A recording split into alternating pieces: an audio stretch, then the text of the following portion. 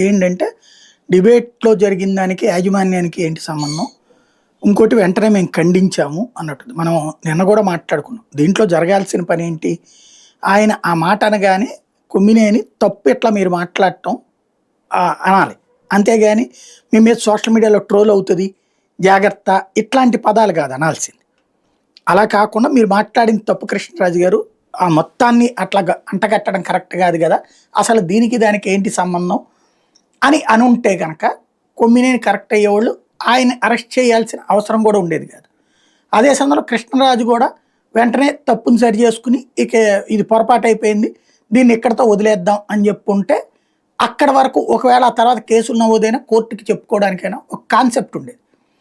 ఆయన మళ్ళీ దాని మీద ఇంకో వీడియో చేస్తూ ఎక్కడెక్కడో వ్యభిచారాలకు సంబంధించి వివిధ ఛానళ్లలో, పేపర్లలో వచ్చిన వార్తల క్లిప్పింగ్లు అవి పెట్టేసేసి, టీవీ ఛానల్లో వచ్చిన వార్తలు, ఈటీవీ వార్తలు ఇవన్నీ క్లిప్పింగ్స్ పెట్టేసేసి ఇదిగో ఇట్లా జరుగుతోంది అన్నటువంటి కాన్సెప్ట్ని రాసుకొస్తున్నారు. ఎస్ కరెక్టే. రాష్ట్రంలో దేశవ్యాప్తంగా వ్యభిచారాలకు సంబంధించినటువంటి దాంట్లో చూసుకున్నప్పుడు ఆంధ్రప్రదేశ్ సెకండ్ ప్లేస్లో ఉందన్నటువంటిది ఆ పేపర్లో వచ్చినటువంటిది. అది పేపర్ సొంత కల్పితం కాదు, సంస్థలకు సంబంధించినటువంటి నివేదిక. అది స్వచ్ఛంద సంస్థల యొక్క నివేదిక.